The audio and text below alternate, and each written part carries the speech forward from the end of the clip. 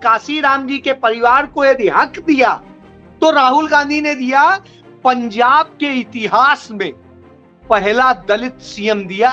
90 secretaries में 3 सिर्फ पिछड़ी जात के, और आप कहते हो कि मैं पिछड़ी जात का प्रधानमंत्री हूं, मैं पिछड़ी जात को हक दिला रहा हूं। वास्तव में आपने खुद को पिछड़ा घोषित करा के सवर्ण से उनका हक भी मारा, और जब आपकी ब्यूरोक्रेसी है तो उसमें यह स्थिति है। यदि आप इनके मंत्रिमंडल की स्थिति देख लीजिए तो मंत्रिमंडल में जिस तरीके से इन्होंने किया, आप बताइए ना मुझे कि कितना क्या रखा है। सारे पावरफुल मिनिस्ट्रीज जो हिंदुस्तान की सब कुछ चलाती हैं वो सारी सवर्णों के पास। सरकार जो है खाल तो ओढ़े है पिछड़े की, लेकिन वास्तव में पिछड़ों, दलितों, आदिवासियों, इन 3 को खत्म कर देने की पूरी खेल है। पिछड़ा वर्ग के लिए राहुल गांधी से बड़ा तो वरदान हो ही नहीं सकता।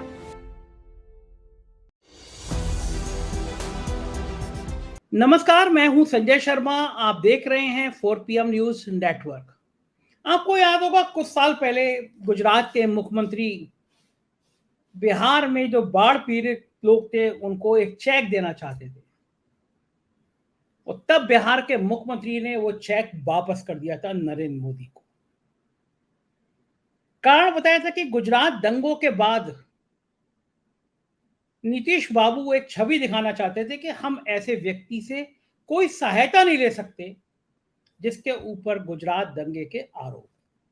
बहुत तिलमिलाए थे, बहुत गुस्से में आ गए थे नरेंद्र मोदी।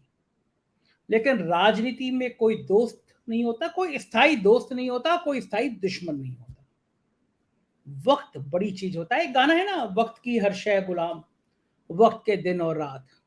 कहा भी जाता है जब बुरा वक्त चल रहा होता है तो ऊंट पर बैठे आदमी को भी कुत्ता काट लेता है। वक्त बदला, नरेंद्र मोदी जी प्रधानमंत्री बन गए, नीतीश बाबू के पास कोई चारा नहीं बचा, भारतीय जनता पार्टी के साथ गलभैया हो गई। लेकिन अब मौका आया है, अब मौका आया है नीतीश कुमार को अपने अपमान का बदला लेने का, और एक शतरंज की बिछाने की तैयारी की नीतीश और राहुल गांधी ने। उस शतरंज का सबसे बड़ा दांव, शतरंज का वजीर अब बादशाह को शह और मात देने जा रहा है। राहुल गांधी पिछले दिनों जितने लोगों से मिल रहे हैं, वो कुली हों, स्टेशन के कुली हों, उनका सामान ढो रहे हों, वो मोटर मैकेनिक हों, मोटरसाइकिल ठीक कर रहे हों, सामान की डिलीवरी देने वाला नौजवान हो जिसकी स्कूटी पे बैठ के चल देते, ट्रैक्टर चला रहे लोगों के बीच में चले जाएंगे, धान की रोपाई करने लगेंगे, ट्रक ड्राइवरों के साथ बैठ जाएंगे, विदेश में भी ट्रक ड्राइवरों के साथ बैठ जाएंगे, और देश में वो जिस आम व्यक्ति की तरफ पहुंचने की बात कर रहे हैं और भारत जोड़ो यात्रा के बाद वो पहुंच गए हैं, ये कुली, ये मजदूर, ये खाना डिलीवरी करने वाले लोग, आप देखेंगे तो इसमें आपको मिलेगा कि बहुत बड़ा बहुमत पिछड़ी जाति का है। पिछड़ी जाति की धुरी अब देश की राजनीति का सबसे महत्वपूर्ण कारण बन गई है। वो पिछड़ी जाति जिसे प्रधानमंत्री बड़े नाजुक मौके पर इस्तेमाल करते हैं और कहते हैं मैं पिछड़ी जाति का हूं इसलिए ये लोग मेरी उपेक्षा कर रहे हैं। हालांकि गुजरात में प्रधानमंत्री जी की जाति शुरू से पिछड़ी जातियों में शामिल नहीं थी, लेकिन इसमें कोई दो राय नहीं कि प्रधानमंत्री जी ने खुद को पिछड़ी जाति के नेता के रूप में स्थापित किया। लेकिन वो जो बिल्डिंग बनाई थी वो बिल्डिंग अब दरक रही है, बल्कि मैं कहूंगा टूटने के कगार पर आ गई है। और राजनीति में सोमवार का दिन बड़ा महत्वपूर्ण होने जा रहा है। नीतीश कुमार ने कैबिनेट की बैठक बुलाई है, बिहार के बड़े अफसरों को बुलाया है, बिहार राजस्व परिषद के अध्यक्ष को बुलाया है। ये चिट्ठी आप देख रहे हैं, ये चिट्ठी बिहार में वायरल हुई है। लोग कयास लगा रहे हैं कि कल क्या नीतीश बाबू जातीय जनगणना के आंकड़े सार्वजनिक कर देंगे। क्या वो बता देंगे कि बिहार में किसकी कितनी जाति, किसकी कितनी संख्या भारी, और फिर क्या उसकी भागीदारी? और अगर राहुल गांधी और नीतीश कुमार ने अपनी विसात पे वजीर की यह चाल चल दी तो मान लीजिए कि 2024 की पटकथा कल ही खत्म। जिस जातीय जनगणना के जिन्न ने भारतीय जनता पार्टी को पसीने पसीने कर दिया है, जिस जातीय जनगणना के मुद्दे की याद करके भाजपा के नेताओं को रात में नींदें उड़ गई हैं, वो जातीय जनगणना का जिन्न अब बाहर आने वाला है। वो जातीय जनगणना की बातें अब बाहर आने वाली हैं।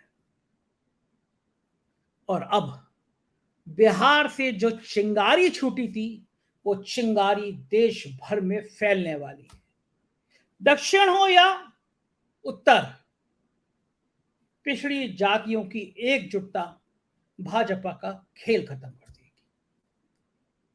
परेशान है भारतीय जनता पार्टी की बिहार में अगर ये चिंगारी उड़ गई, बिहार में नीतीश कुमार ने जातीय जनगणना के आंकड़े सामने रख दिए, तो उत्तर प्रदेश में भी ये चिंगारी आग बनेगी। कारण उत्तर प्रदेश में एक क्षत्रिय मुख्यमंत्री है, ठाकुर मुख्यमंत्री है योगी आदित्यनाथ। तब उत्तर प्रदेश में पिछड़ी जाति के नेताओं का दबाव बनेगा कि उत्तर प्रदेश में जातीय जनगणना क्यों नहीं, और तब भारतीय जनता पार्टी पर दबाव बनेगा कि जातीय जनगणना क्यों नहीं। और अगर भाजपा अब इनकार करती है तो पिछड़ी जाति के वोटों पे हाथ धो बैठेगी, और फिर ये वोट बैंक गया तो कुछ बचेगा नहीं। राहुल गांधी की क्या ये रणनीति थी, कोई दांव है? इस पे बात करने के लिए मैं आज आपको चंडीगढ़ ले चल रहा हूं। एक जांबाज बहादुर पत्रकार अजय शुक्ला, उत्तर प्रदेश में बड़े बड़े अखबारों के वो संपादक रह चुके हैं, वो मेरे साथ जुड़ रहे हैं चंडीगढ़ से। हम उनके पास ले चलेंगे और राजनीति पे बातचीत करेंगे। रिक्वेस्ट है आपसे पूरा वीडियो देखिएगा, और एक रिक्वेस्ट और है, इस यूट्यूब के नीचे ज्वाइन बटन लगा है उसको भी जरूर दबाइएगा, हमारी मदद करिएगा। तो चलते हैं सीधे अजय शुक्ला के पास। अजय जी, स्वागत है आपका 4 PM में। और मैं आज आपको इसलिए खास परेशानी दे रहा हूं कि एक बात समझ में नहीं आ रही कि ये कांग्रेस की ये जो प्लानिंग है, ये राहुल गांधी जिस रणनीति से काम कर रहे हैं, क्या वो राहुल गांधी के दिमाग की उपज है, या किसी ने प्लान किया है कि राहुल गांधी को ये करना है? राहुल जहां जा रहे हैं, वो चाय वाले के संग किसी भी मैकेनिक के संग बैठ जा रहे हैं, वो कुरियों के बीच चले जा रहे हैं, वो किसी स्कूटी में बैठ के डिलीवरी बॉय करने वाले लोगों के संग चले जाते हैं, स्टूडेंट्स के बीच में जाके बैठ जाते हैं।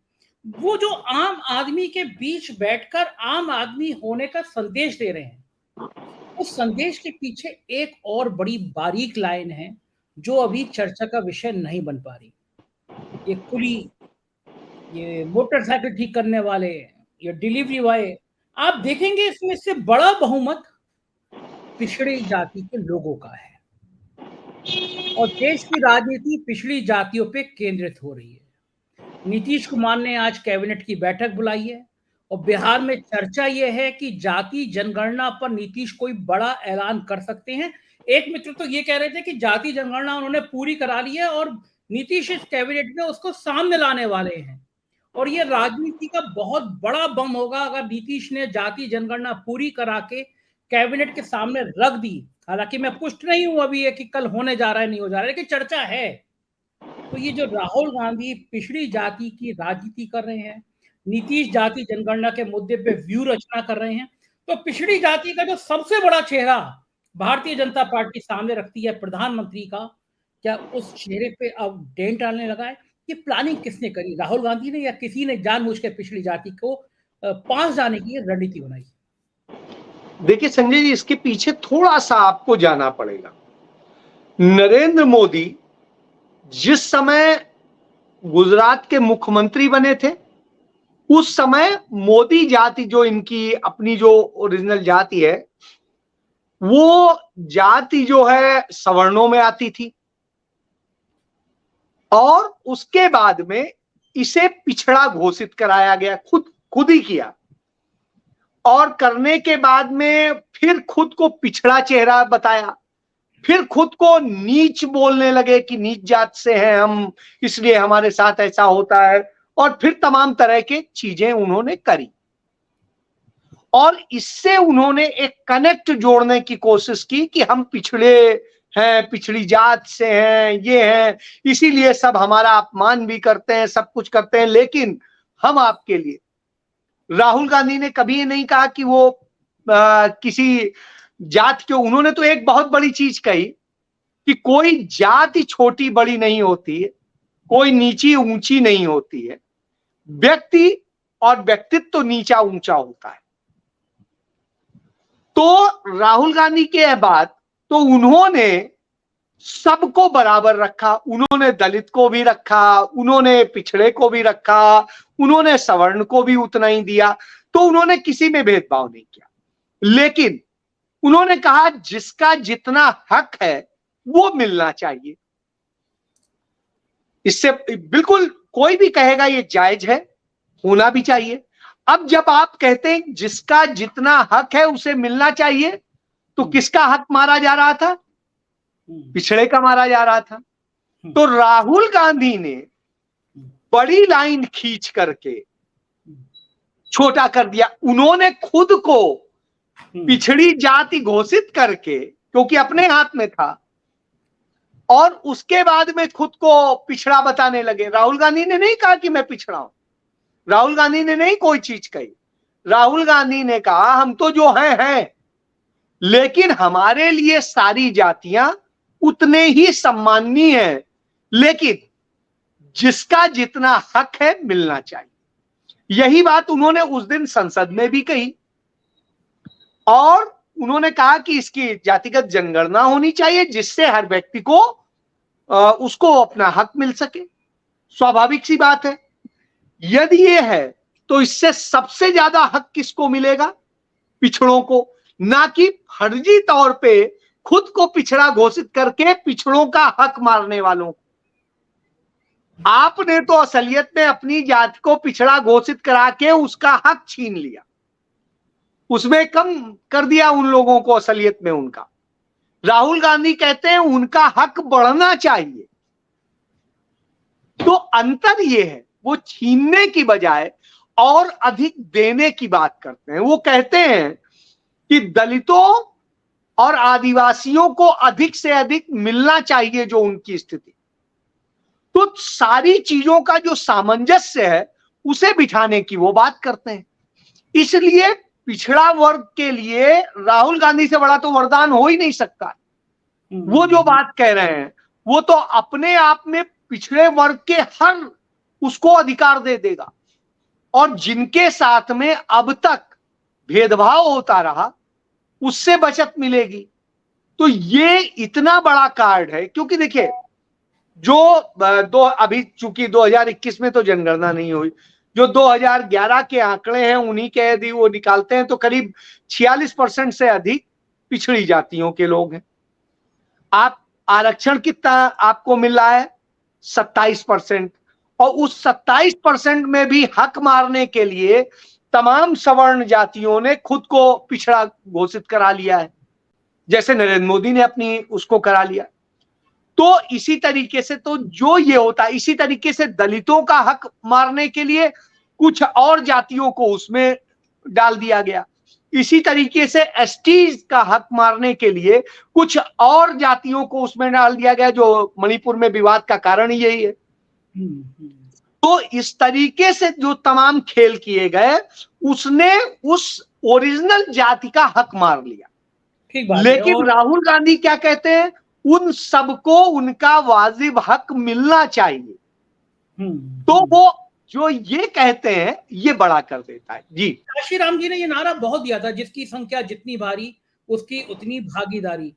तो जो राहुल गांधी ने जो ये एक दांव संजय जी इस पे एक चीज बता दूं, फिर आप अपनी बात करिएगा।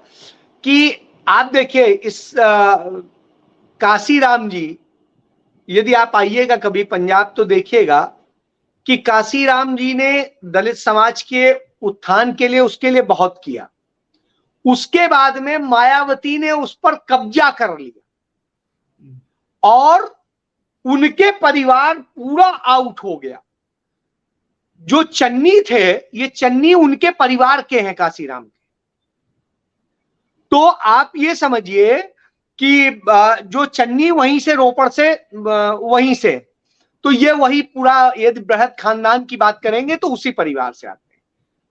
तो ये था, तो हक मारा जा रहा है। तो लेकिन यहां हक देने की बात हो रही है, और काशीराम जी के परिवार को यदि हक दिया तो राहुल गांधी ने दिया, पंजाब के इतिहास में पहला दलित सीएम दिया। हाँ, चन्नी पहला दलित सीएम। और अब कांग्रेस यही ट्रम्प कार्ड खेल रही है। कांग्रेस के नेता व्यक्तिगत बातचीत में कहने लगे हैं कि हम देश को पहला दलित प्रधानमंत्री देने जा रहे हैं। खड़गे को आगे करके जो दांव चल रहे हैं वो पिछड़ी और दलित जाति को गोलबंद करने का। अजय जी, एक मुद्दा और सेंसिटिव उठा दिया राहुल गांधी ने। उन्होंने कहा कि जो पूरे बजट पे कब्जा करे हुए हैं उसमें से ओबीसी जाति के केवल 3 अफसर। ये हाँ, बिल्कुल। ये सब जानते हैं कि ब्यूरोक्रेसी ही सरकार चलाती है, असली चीज वही है। और राहुल गांधी ने उस दुखती नस पर हाथ रख दिया कि केवल 3 अफसर, बदले में बीजेपी कहने लगी। आप देखिए 90 सेक्रेटरीज हैं संजय जी। हाँ। 90 सेक्रेटरीज में 3 सिर्फ पिछड़ी जात के, और आप कहते हो कि मैं पिछड़ी जात का प्रधानमंत्री हूं, मैं पिछड़ी जात को हक दिला रहा हूं। वास्तव में आपने खुद को पिछड़ा घोषित करा के सवर्ण से उनका हक भी मारा, और जब आपकी ब्यूरोक्रेसी है तो उसमें यह स्थिति है। यदि आप इनके मंत्रिमंडल की स्थिति देख लीजिए तो मंत्रिमंडल में जिस तरीके से इन्होंने किया, आप बताइए ना मुझे कि कितना क्या रखा है। सारे पावरफुल मिनिस्ट्रीज जो हिंदुस्तान की सब कुछ चलाती हैं वो सारी सवर्णों के पास। बताइए, एक भी बताइए जो पिछड़े के पास। तो साहब सारी महत्वपूर्ण वो आपने अपने पास रखी। आप सारी चीजों का जो संचालन कर रहे हैं, हिंदुस्तान का जो बजट का जो पूरा निर्धारण करते हैं सेक्रेटरीज, उनमें से उनके पास में सिर्फ 5% है, बाकी तो सब आपने दूसरों। तो हक तो आप दे ही नहीं रहे, उल्टा छीन रहे हैं। तो ये स्थिति है।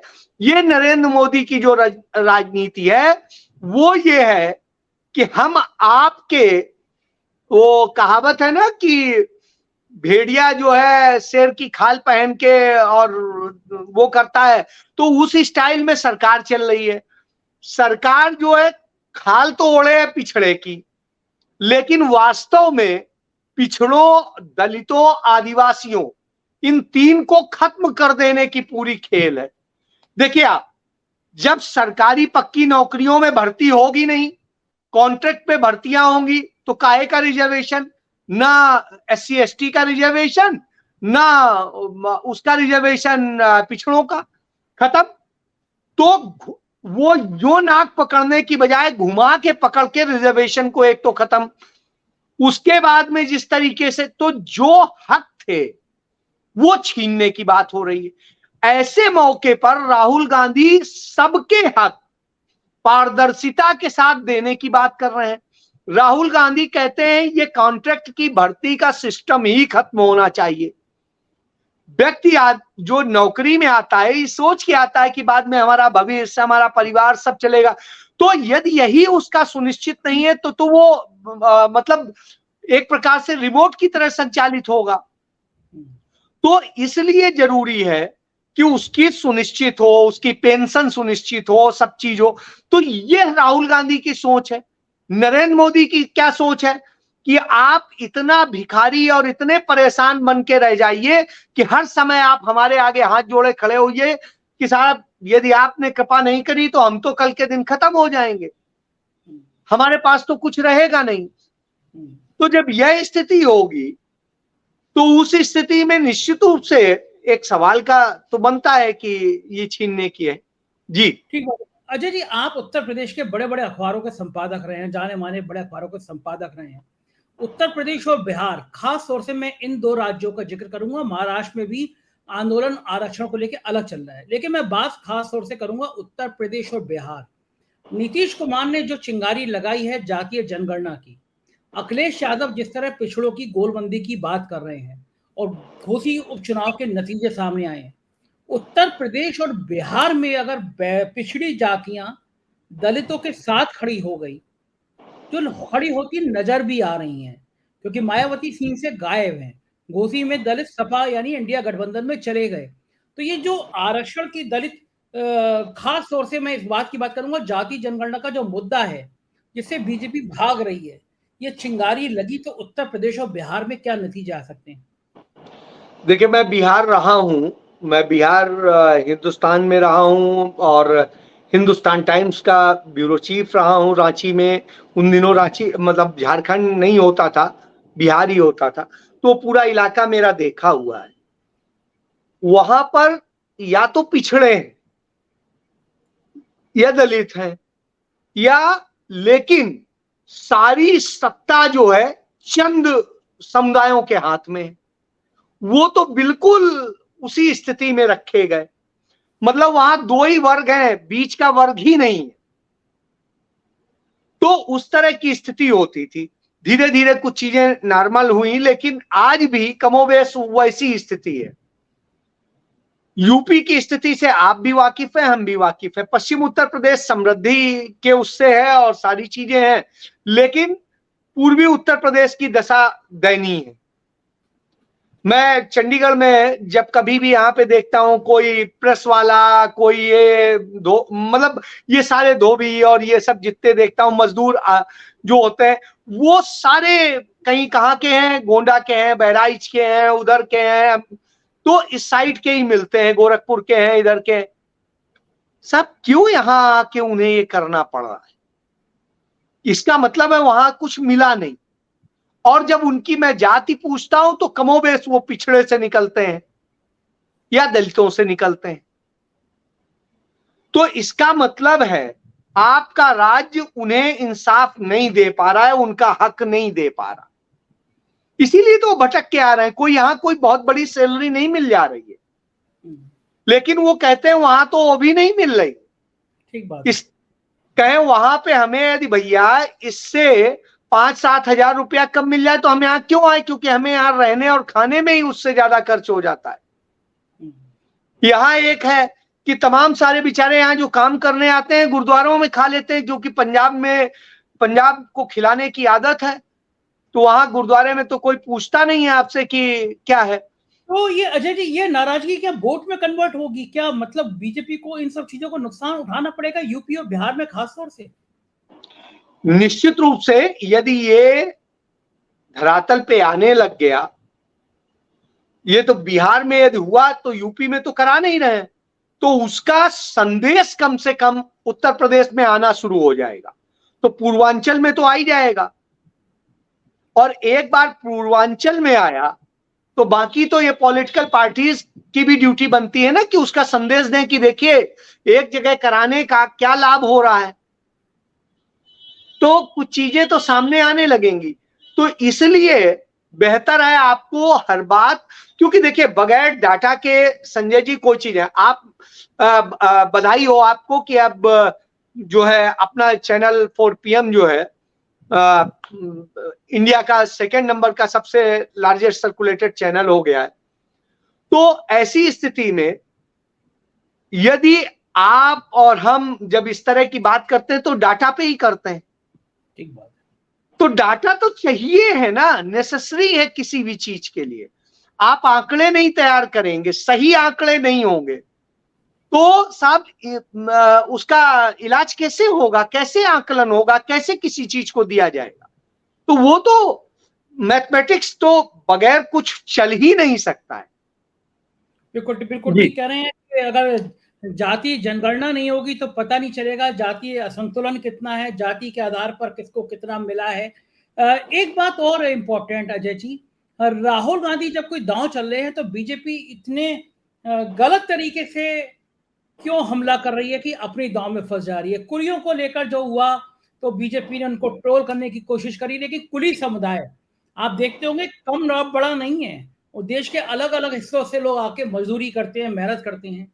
उस कुली समाज को जिस तरह टारगेट किया गया, कुलीगिरी जैसे शब्द लिखे गए, मैं देख रहा था रेलवे में अपने एक मित्र को छोड़ने गया था, मैंने ऐसी आज सहज भाव में कुलियों से बात करी।